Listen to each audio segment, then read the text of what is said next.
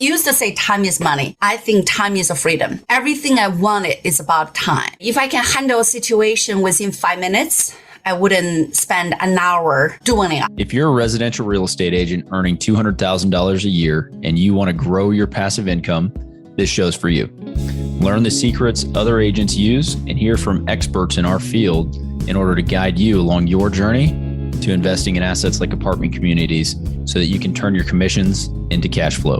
I'm Randall McCleard. Let's go, baby. All right, agents. Welcome back to another episode. I'm Randall McCleard. Excited to have you here today. I have an awesome guest on today. Her name is Victoria Rong Kennedy, and she is the founder of the VRK group within the Corcoran group.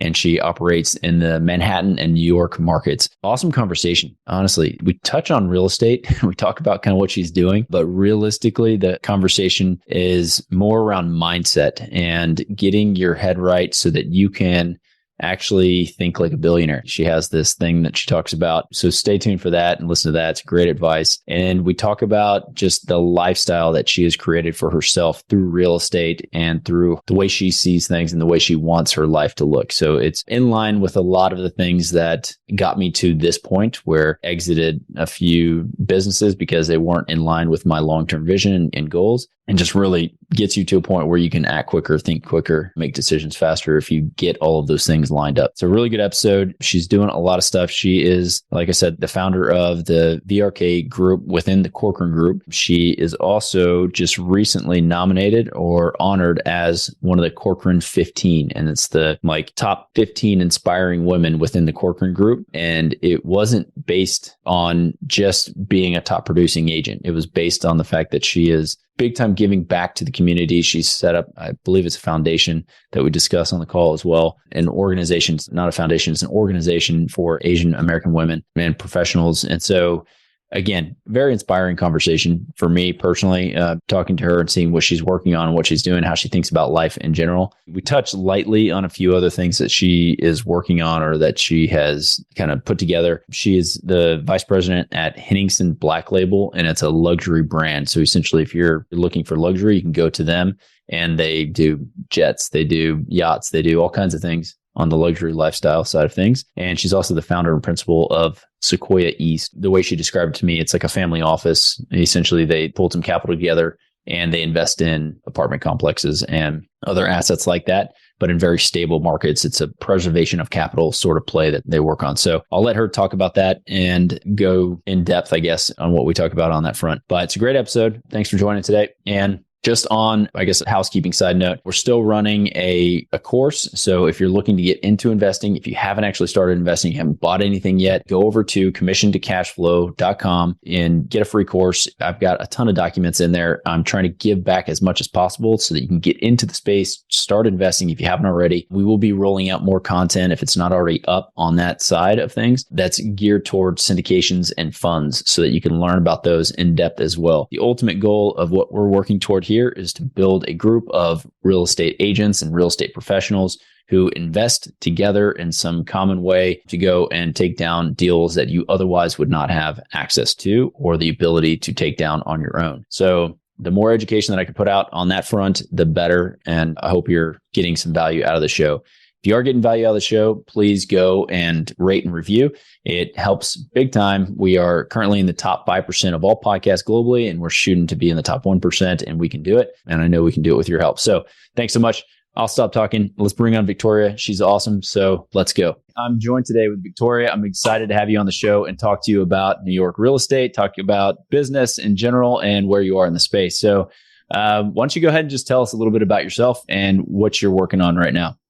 Absolutely. I don't want to give you the too long of story, but bottom line is original from Beijing. I had an architectural degree and I city, and I find it just fascinating to me. And I still say that to all my investors, even local people, even just the people come from another part of America, come to Manhattan and they said, you got to love this city. You love the energy. You just love everything about it. The dirty part of it, like the word we just talk about it, or authenticity of it, because there's so much about it that you don't get in the rest part of the world. I mean, I love London. I live in there as well. But New York City really attracted to me as my home, second home, obviously, not where I'm born to. So bring that to what I do as a real estate, because when I try to figure out a good career, I mean, I love architectural design, all that, but in New York City, it's super limited. When I was first got here as a young woman and educated in another city, not from this country, go to Harvard Architectural School, even though I went there for a month, but it just don't feel like strong enough to support me as I call lifestyle. That's a word I practice even today. The beautiful lifestyle. It's not about money. We all make a little money here and there, more or less. I deal with a lot of super wealthy people, uber wealth, jets and yachts, all of that. It's the lifestyle. If you become the slave of your work, what's the point? Yeah. But if you enjoy your work and you make decent amount of income to support everything you do, your family, your passion, where you're traveling, your hobby, where you food and wine, which is I love. And all of that, you're happy about it. I call that is a lifestyle. That's a real rich. Richness for freedom to travel you wanted, the freedom to do things you wanted and you love. So back to my career. I love what I do.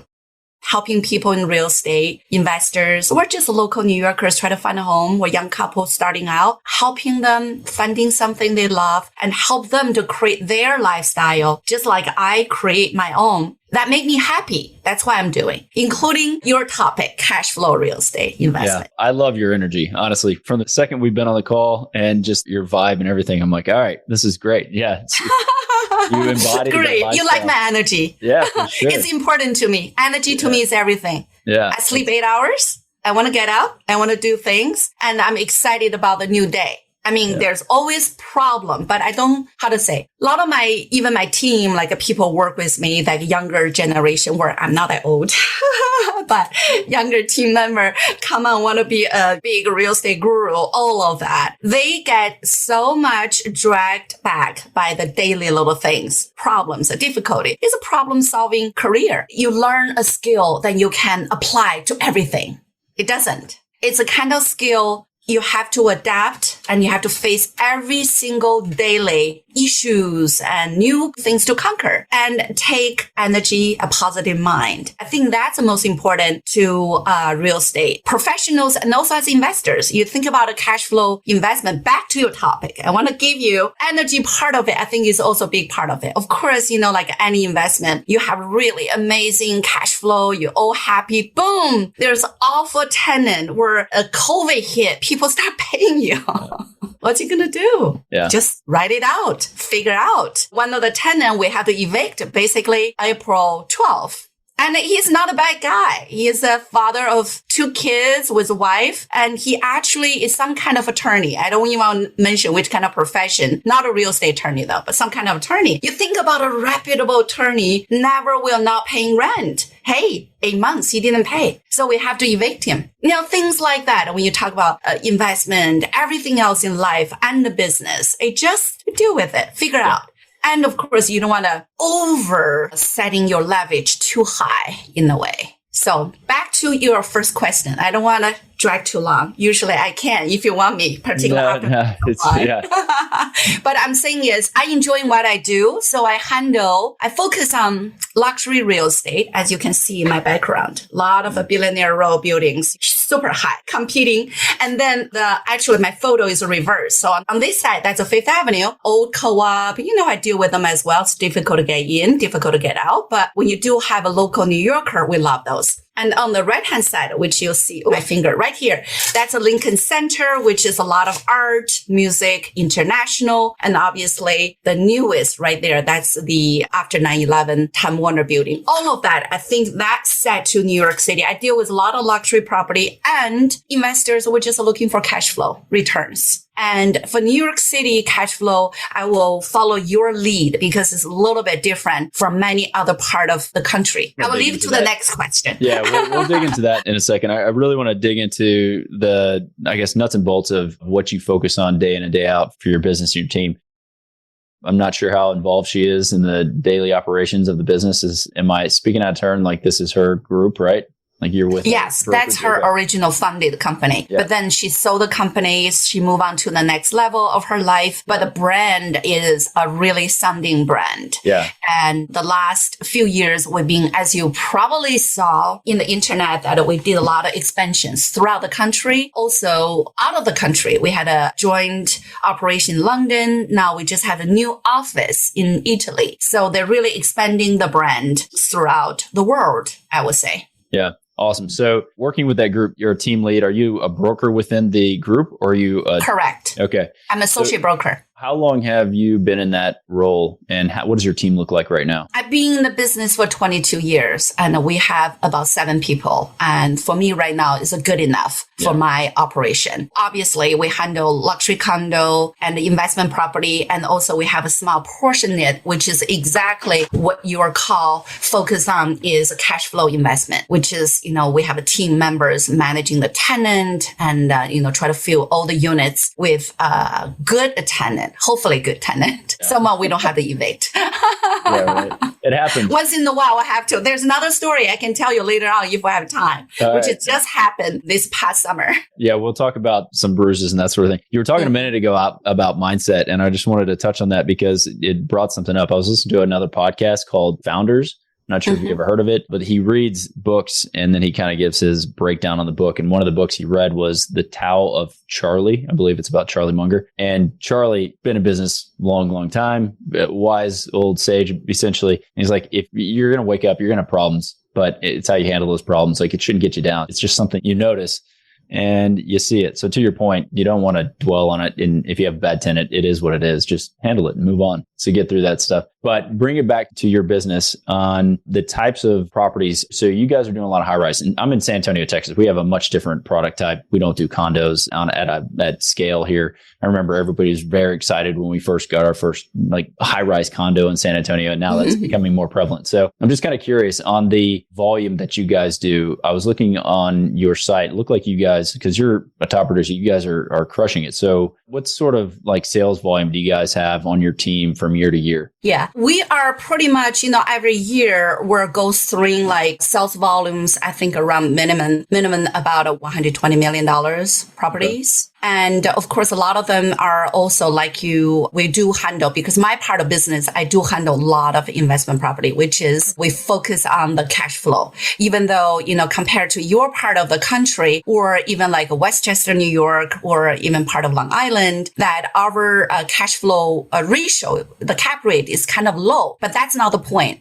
Which is what I want to touch base with whoever is listening to this. We have a lot of investors come in. You are not come to New York City for real cash flow investment. It's really, you park your assets. You park your assets in the right time with the right buy-in price. And eventually your cash flow is really maintain the value of the property and paying all the maintenance, the taxes, or the repairs, and keep the property sounding until there's a time you may want to exit. And that will be the place, if you buy a property in the northern part of New York, don't make it too far. That's just keep in New York State. You can do 8%, 10% a cap rate easily. Okay. You can buy a few units and then you rent them out and you collect the rent and you deduct everything. There's a pretty decent 8-10%. But the problem with those property is you just keep them forever, because when the time you want to exit, I don't know if you make a lot of money or don't make any money, or maybe you have to lose a little bit. That's really the challenge. New York City, except COVID or 9/11, I was here this past financial crisis. In the other cases, you buy the property in the right time with the right purchasing price.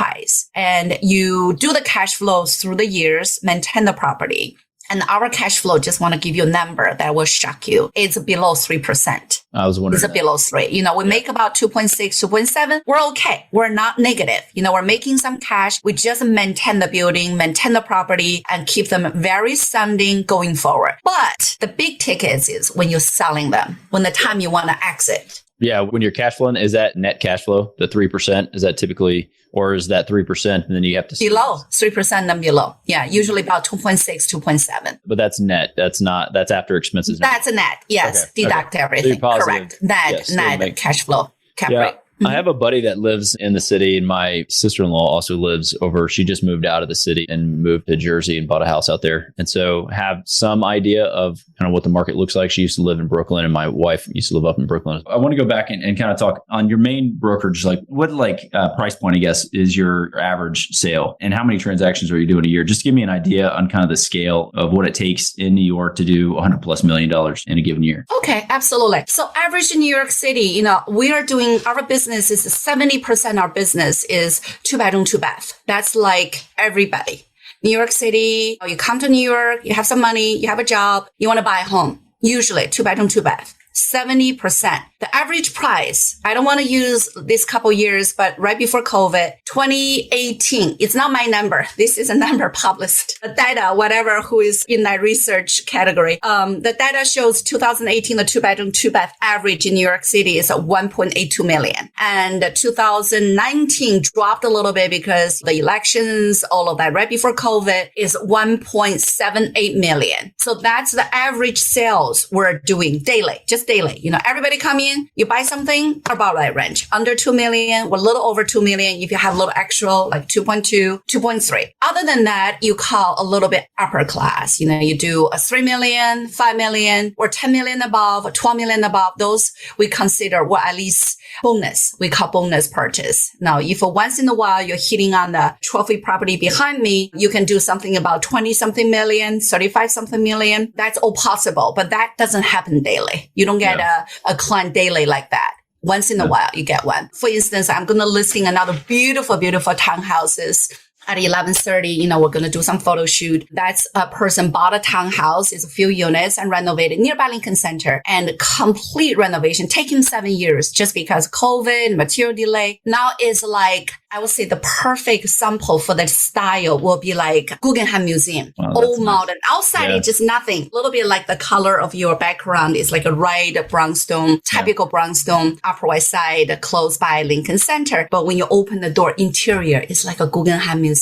It's all modern, contemporary, beautiful. We're going to list there like 26 million. So something like that. But that's not every day. We don't do that every day. 2 million, 3 million daily. Yes. And I would say, you talk about the transaction volume. I would say we do minimum 4 or 5 of those. Each one of us, at least for me, I think easily without overworking myself, like kill myself. I'm saying that because lifestyle to me is the most important. I'm not against people work a lot more. Some of them are in my industry. They could be working 16, 18, 20 hours a day, but I don't do that. I also have children. So I do balance my life with as you said, you invited many women, but maybe only me engaging. But I think a lot of them also have the same issue. As a woman, if you are in the life stage or not single and party anymore, you do marry, have kids, you have to, it's sort of like in your planner, there's things for family time. So that's what I do. So bottom line, answer your question, yes. Yeah, I feel 2, 3 a deal a month and I'm okay. My teams handle the rest or whoever I give a lot of referral away. Like a lot of things I just don't have time to do as we all do. You have to delegate those to either team members or I have partners in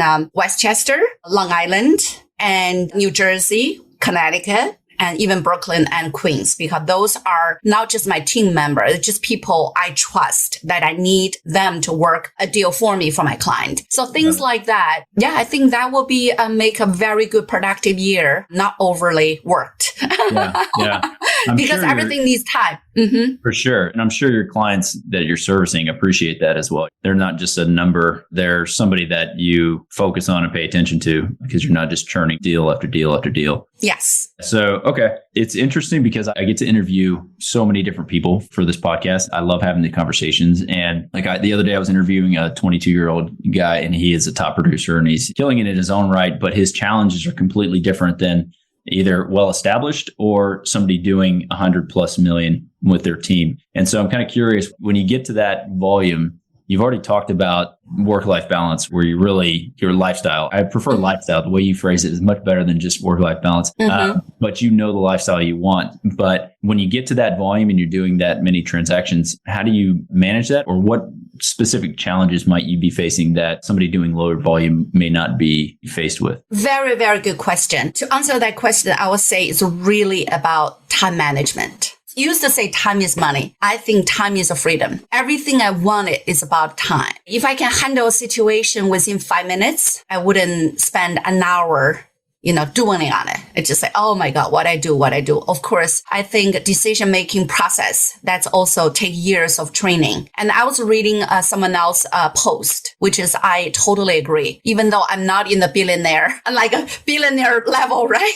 I'm a little M, but that's all. But basically, the post is talking about why billionaires making decisions are quicker in all their purchases or a lot of their business decisions, why they make decision quicker than other people. Oh, just because they have a lot of money and they don't care. No, they care. So the article basically talking about is they do care their money. It's their hard earning money, unless the money just from some corruptions or drugs. It's free. Not they worked hard to get it. But why they're making decision quicker? It's not because they don't care. It's really about they had been years and years and years and practice that mind processing it. Every situation happens. You make a decision, which toothpaste you can choose, which you want to buy a shirt, what's the color you want, what's the logo you want, like all this little thing. Where you go to a restaurant, you have a whole full menu, which one you want to pick. And all of that comes to decision making. That's why, Stephen Jobs, where all the megas wear the same clothes every day, right? Just different shirt, but all the same style. So they don't have to think about it, but make it to the larger scale. Time management. You make decision quicker, but it doesn't mean you make wrong decision. And a lot of time, I think because experience and knowledge and give you the confidence to trust your instincts and your intuitions. So you can make that decision quicker. Like, for example, you have an investor come in town and you try to present them something fits what they're looking for. Some people could be drilling a long time where they help the people, or investor themselves could be a longer process. But if you are confident, knowledgeable, and experienced enough that you actually guide your people making that decision, even though it's a complicated decision, always is, but you guide them reaching that goal in a quicker path. Doesn't mean you're making the wrong decision. It's just quicker to reach that point. Just like a marathon. You can run it for 3 days, or someone can run it in 4 hours. As long as you reach the goal. Yes, some people reach the goal, but some people reach the goal in the shorter time. Guess what? You just earned extra time for the next possible thing. That's my philosophy for life and just everything else. And I'm teaching that to my children too. Yeah. So how do you make faster decisions? What do? You're just okay with it and then you iterate? Or are you feel like the decisions that you make, regardless of the consequences, you can live with them and iterate after that? Do you get the essence of what I'm trying to ask? We're proud to be sponsored by Ridgeline Investment Group. Ridgeline has a track record of transacting more than $53 million in assets throughout Texas. Ridgeline is currently looking to acquire 100 to 200 unit Class B multifamily communities between 5 and 20 million in San Antonio, Temple, Waco, Tyler, and other Texas secondary markets. To learn more about Ridgeline Investment Group, visit www.ridgelineig.com. Yes, I do. And that follows my personal philosophy as well. I'm a spiritual person and I am not Buddhist or Catholic or anything, even though my husband, my children are Catholic. And I grown up in a Buddhist family in my grandmother generation, not my parents. So I have no religious. People ask me, what's your religion? No, but I'm very spiritual. Means I do believe, I really do. There's a higher force above us, guiding you, even though without you knowing it. I do believe that. I don't think I'm superstitious about like a feng shui. There's this, you have to pray so something good happen to you. No, I do believe you work for what you want and you put effort into it. It will come to you. However, when it comes to decision making that follow my philosophy, the past is a past, even just a minute past. For example, we have this wonderful thing this morning and boom, suddenly one of your very important computer doesn't work. Are you going to be mad at it? If this is my first interview in the whole world, imagine I want to make it big. I want to do this. And then something goes wrong or I don't know. I'm just joking. Just hypothetically. Yeah. Are you going to be mad at it? No, it's past. See, right now you're using different thing. We're still talking and your editor going to cut whatever in between. We don't want it. So nobody going to know it anyway, right? And you don't have to think about it. But you know what? You know it. A lot of people do. Yeah. After 11 o'clock section, I mean, not for you. I know you've been doing this long enough, but a lot of people, they will be going back, think about, oh my God, why don't I try my computer? Why don't I try a new computer? Why don't I? Why? No, you learn from the past. It's already past. You live on the current. I mean, COVID teaches us a lot more. That's just, once again, I think, make me feel more firm on my belief. Live on the present. Like now, today, like right now, I'm spending this hour with you. I'm not worried about anything. I know I have a lot of meetings after this, important things, or right before this, I have things. But when I sit on this computer at 10, I'm yours. I focus on you. I want to give you my energy. I think that will help me making the decision when I'm with my client or when I'm dealing with a deal or in the middle of deciding what to do, what not to do. That helped me almost like I would say a tunnel vision. Yeah. I'm this hour, this present moment, I have my tunnel vision. I focus on it. That helped me make that decision. You know what? Most of times, that's the best decision I made. I love that. When I'm like trying to back and forth, rethinking about it, like my little head on the back side of my head, and maybe that's right. Then you actually messed up your right decision. Yeah. And that's a gift we all had, which is your instincts. Instinct is not just, randomly choose something. I'm not making decision just being naive or anything, but it's a part of your instincts, intuitions that come from your experience, your knowledge, the thing you learned, you lived. That's why they come to you. That's why they will say, that's the right decision. Okay, go for it. If you're listening, that was fantastic advice on multiple levels. So one is the be present. I love that. Oftentimes when you're having a conversation, you're talking to somebody and you can tell, like drift off. They look over your shoulder. They're not present. They're not giving you their full attention. That you can just tell and pick up on that. So I love that. And then also what I took out of that is that knowing essentially your core values or knowing, what drives you, it helps you get to that decision quickly because it's in line with your long-term vision or your core values. And so knowing that if you haven't done the work to figure out that whatever your core values are and coming to terms with them and being excited about them, like again, for you, just talking to you, your energy and having this conversation, I can tell that you've done the work. You're like, this is the lifestyle I want. I love it. It's like, so again, if you're listening, do the work, figure out what your core values are. You'll be able to make those decisions quickly. You'll have more time because of it and you'll be living like a billionaire. So that's great advice. I love that. Yes. Yeah. What's luxury? That's my new thing for, like a lot of the topics we're talking about, because right now I was just being, engaged by a company in Spain. They literally follow me through just like you find me randomly. I believe there's energy why you towards me at the time inviting me, right? I'm sure there's a reason for that. And I clicked. I responded to you because I feel something there too. Not just because random guy inviting me for a podcast every day. I don't have time for this, right? But there's energy. I feel good about you, how I made that decision. Just answer your question. It's my intuitive decision I made. I think it's valuable to the people you are engaged yourself. And I think to me, I practice giving back. That's a part of the energy. You give back to society because you just don't want just gain. You're also giving back. So I don't want to brag, but last month I was voted the top 15 women of Cochrane entire organization. Not because of the money I made, nothing about the real estate, because my charity effort. That's right. Charity effort is not just money. It's not like I'm giving money here. No. I'm not that wealthy. I support,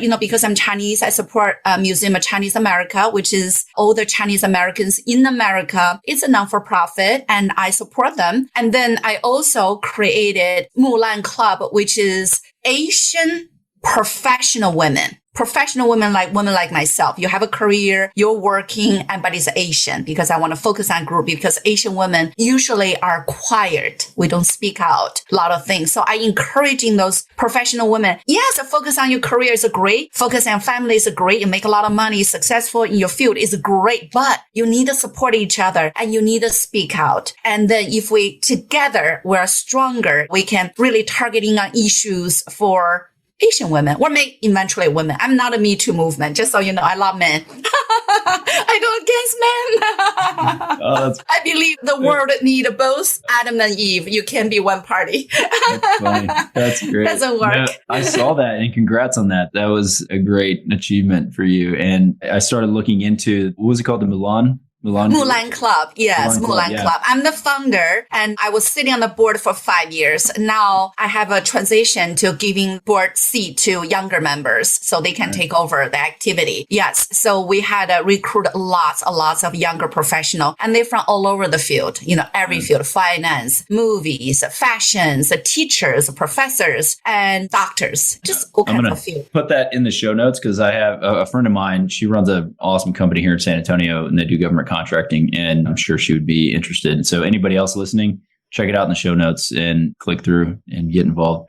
Sorry, did I cut you off? No, not at all. Not at all. I want to ask you a couple things. We got some time here. What is Sequoia East? Curious about that. I saw that. Yes. I want to know how that ties into what you're working on. Sequoia East is really just my real estate investment. It's a part of the branch. I started 2006 because of investment property, which is exactly sort of in the line with what you are looking for today in the podcast. That's just a real estate investment fund. And I had it part of my own money, my family money, and some of my investor money. So that's really where I do all the investment. And that's very private. Yeah. Nothing about public. It's my personal fund. Got it. So you pulled friends and family money. Yeah. Family money, my money, and some investor money. And we're targeting exactly what we are talking today. Cash flow properties. That's for, I don't mind cash out in 10 years, 20 years. Maybe I leave them to my children, to inheritance. Or if I'm super wealthy, no, I'm not. I would donate 90% to charities. I choose and I give 10% to my children or something. I don't know. But yes, so that's assets that I totally just focus on investment. It's money, earned, I put on real estate. Mm-hmm. Awesome. So I was going to ask you that. I was like, okay, you're doing high volume in sales.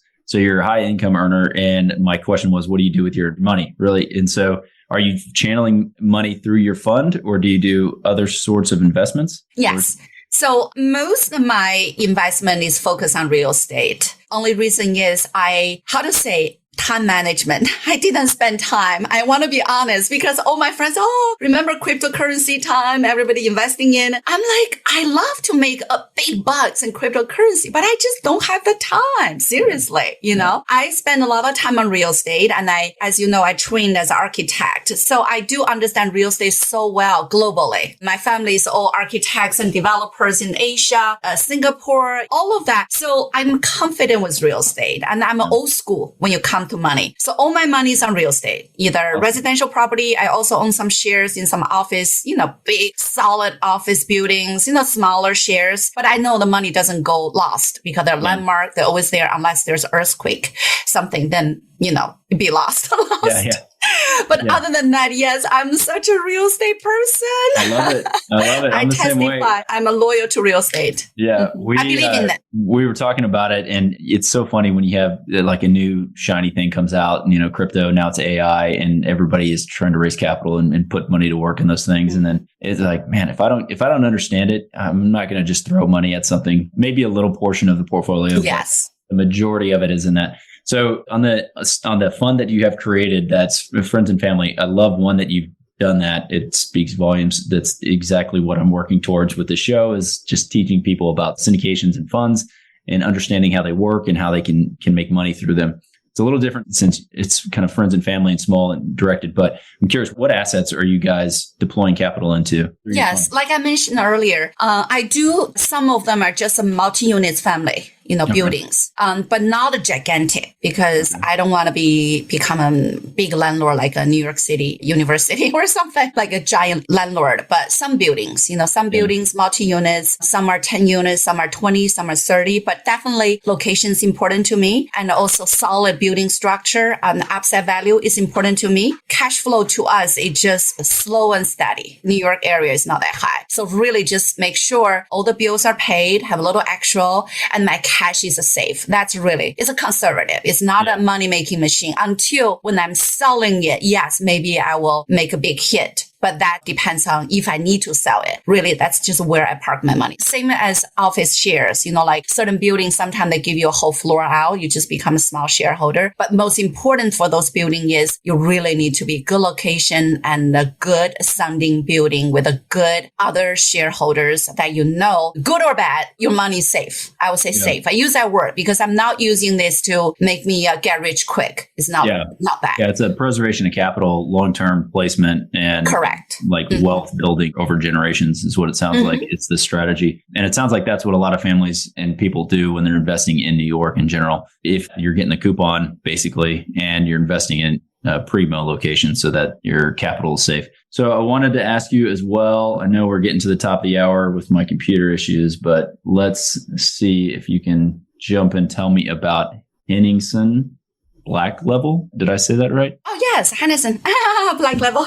That's a very good question. What's that about? That's the one I touched a little bit. Yes. Yeah. It was a very exciting opportunity. The gentleman, which is the founder for the company, reached out to me and solely by my reputation, what I do, my belief, which is, I think, luxury lifestyle.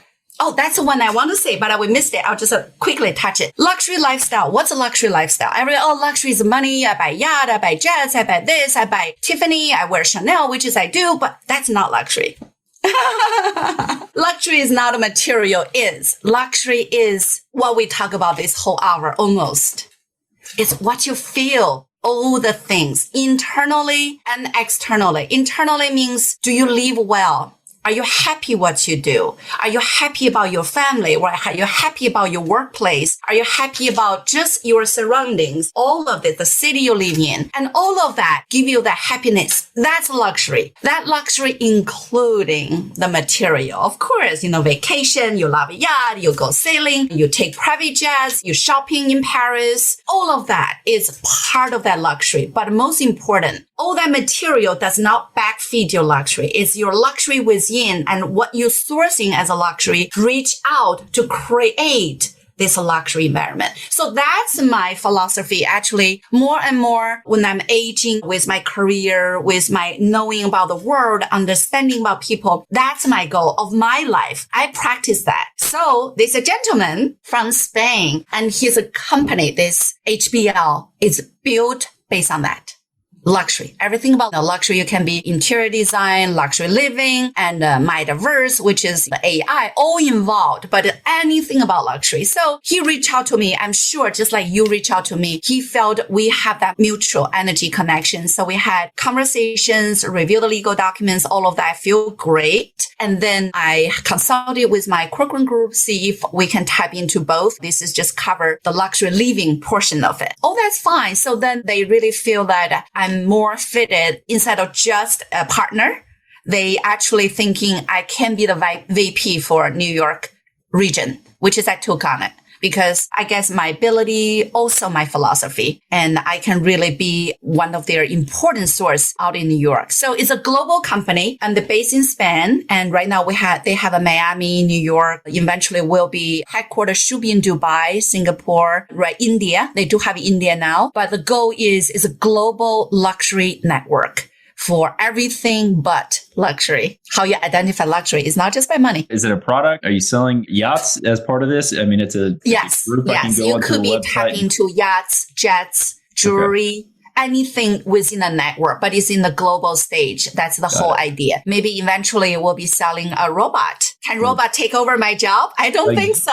Like Jeeves can come serve coffee or something. Yeah, there's like a personal robot for your house. I think robot can be my little assistant for certain things, but I don't think a robot really can take over my emotional intelligence because that's really where I connect people. I hope not. Yeah, no. If they can do that, we'll be in danger, really be in danger. That's right. Yeah. I hope not. I really hope not, because I think human needs to be human. And we're just like the trees and the earth and the ocean. And I'm looking at my little plants. I just give you a little story. One of my little plants, I want to show you. You can see a little bit. See here. One of my little plants. What happened is I was traveling. So there's 2 days in New York City frozen. And then I didn't notice that 2 branches are against the window. It was fine in my room, but the window was frozen. So that 2 branches, I'm very upset. See, if you see in the front, maybe because it's background. See, the front are still good. Yeah. But it's just like 2 little branches, you see? They get a cold burn, and they died. I was very upset. However, nature, you see? Yeah. Did you see? Regrowing. Yes. Grown beautifully. I look at that every day. I'm just looking at that's a life. Yeah. It's a nature. They grown. You have to believe that. You can't just create a robot and try to take over all of that. It's not working. I will leave that to my children generation to deal with that. We cannot let robots take over our world. We'll be dying. Like the Hollywood movie, it's not a joke. It's real. All these movies they talk about. You said something a second ago that stuck with me as well. It was luxury is kind of a mindset almost. And to me, it's funny. I went and visited some friends in Houston recently, and for the longest time, like this is a very simple example, but to me, I think it's to the point of what you're talking about. We wake up and we make drip coffee, pour some for me, pour some for the wife, and it's just like bland. It's not the best, right? So I go to my friend's house and he gets up, he makes this like special coffee and a press, and it's like fancy and nice, but it just takes another maybe 5 minutes to make, but it tastes amazing. It's not any more expensive. It's not super fancy. It's not like he has some $10,000 espresso machine or anything, but just the simple fact, those little things that to me, treating yourself well and enjoying those little, like, hey, it's a nicer coffee. Like I've started doing it. So I do those things like that. Little things. Yes. Yeah. Absolutely. Okay, let me give you one of my other little daily practice. Like you just said, like sometimes, we're all busy and we stop by in a little cafe where you eat a little lunch on the street. You mean not street in New York, it's always restaurant because, we have so many cool restaurants here, every blocks. But the thing is, you're sitting there, you are having basically work lunch by yourself because you're busy and you're hungry. And because we're always on the go, meeting different people. And I enjoy it. I make it a big part of my life because I can be in Portugal or I can be in Japan. Sometimes I even eat Muslim food. I eat Indian food, things that, and when we're sitting there, you have this waitress and waiter. Sometimes a lot of people will be, oh man, I just go in, eat, and then I'm go. And then become such just no fun. No, I enjoy it. Sometimes if I don't have a very mental challenging meeting after, I will have a glass of wine, just like the Europeans. I have a glass of wine, enjoy my lunch, and really enjoy the food. You know what? I believe I work hard and my body needs those nutrition. So I really enjoy the bites. Little thing, like you said, that coffee, that extra 5 minutes they made. It's not about money. It's about the enjoyment. And that enjoyment you drink into your body, that will feed your nerves, all that nerves and the energy. Who knows where they goes and make you more creative, make you happier, make you more glowy, and that probably when you're more deals or more business. I had one experience, Hassan Yard, right? Yeah. This is very recent. I took my kids in their school have a 1 day or 2 day break. I took them to the Peak, very, very top. It's a fancy restaurant, but they're kids. So they can't really eat a lot of all of that, the cocktail. So we ordered a little burger, but nothing about that. So we just stand up. We stand up, going to leave the place. And these two Indian women, like tourists, and they're just stare at me and look at right here, this portion. They're like, oh, you have such a good world. I can see it. In the way they said it, make me a little bit like shaky. Oh my God, it's crazy. People see my world. But on the other side, my children are like, Mommy, you have a great world. This is amazing. You'll be great. I say, yes. Yeah. No, but I think little thing like that, it's just a click second in the random of your daily life. Take it because that built into your own system, not because I'm selfish, I'm giving back. Because I think a lot of time, like you said, if you feel my energy, I feel I probably giving to my clients too. So I give the energy to them. I'm not asking for anything. But in return, yes, I do receive. When I receive either is a love or a passion or the affection and or money. Or which is a lot of people like, I'm sourcing money. I want to make more money. I want to be more successful, more rich. They come to you. You have to give first. That's a part of the thing I learned from my old grandmother. She passed away at 86. She always teach me things comes around and goes around. You have to give first before ask. That's including the earth. You want this a beautiful world you're living in. You want to be happy. You have to give first. You have to give other people your happiness. You have to give other people the positive. Then they will give you the positive back. That's what I believe. I think it's working for my life. For sure. It's so many things. Like you hear Tony Robbins talk about one, you can't be depressed and grateful in the same moment. Right. Yes. And so gratitude is a huge thing. And then helping other people gives you this complete different mind shift. Yes. Yes. So, I help my clients. That's why I find satisfaction and honor to do what I do. I don't want to think about the money because I know the money will come. yeah. Money come with when I give enough, I will be rewarded. That's one thing I do believe. The universe, I do believe is fair. I do believe it's fair. Just like my little plant. Yeah. I mean to come back. You come back. Because I was upset. I didn't know that the frozen glass could kill my plant. That's crazy.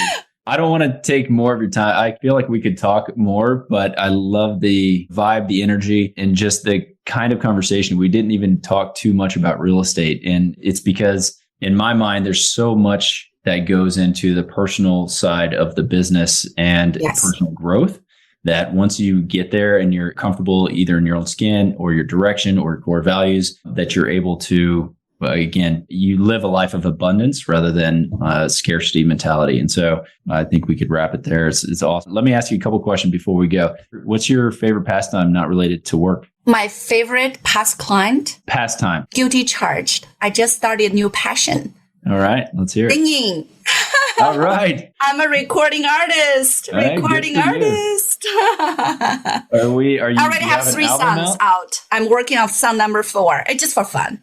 Yeah. Okay. I love it. I learn, like help your vocal, your spirit and exercising. And I feel great and use my creative ideas. I write the music, hire someone, of course, but I hum it. I come the idea, just a creative process, make me fun and relax me. And I love to sing. I always do. I sing karaoke, but now I try to learn professional way instead of just, now I try to learn the proper way. That's awesome. Are you putting them out? Are you going to put them on Spotify or anything? Oh, no, it's officially released. 3 songs. It's under Valid Aura, if you're interested. Yeah. No, it's very inspiring, aligned with my philosophy. Send me the link. We'll put it in the show notes because it's fascinating to find these things out. Because again, a buddy of mine, same thing. He told me he was on the podcast and he told me something that he did. And we put it on and it's great to see. So I'll promote it for sure. Put it on. ValidAuraCreative.com. Okay. You can download for free, but it's all over the place. Yeah. Spotify. It's officially released by City Baby. Okay. We'll put it up. Awesome. Quick question. So I feel like this may be easy for you because you are so positive. So what's the best thing that's happened to you in recent memory? 60 days or so. The best thing happened to me is I think don't even need 60 days. Remember, we just had Easter, which is a couple weeks ago. Yeah. So I miss a lot of people in my life. They are no longer with me.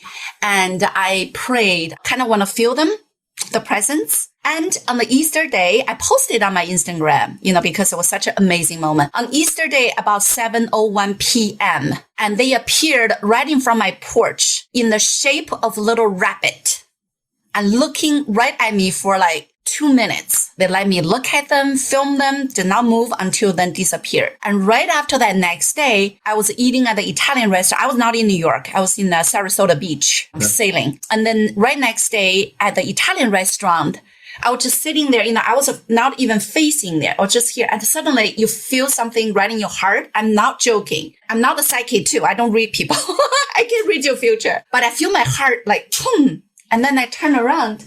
Here again, the same rabbit. Look at me. That is wild. Look at right in my eye. So at that moment, seriously, in my heart, I said, thank you. I did. I didn't say a word to my husband, their friends, a couple of people we're sitting with. I was just sitting at the table, continue eating my food. All in my heart, I'm saying, thank you. You answered me. Yeah. I asked, you answered me.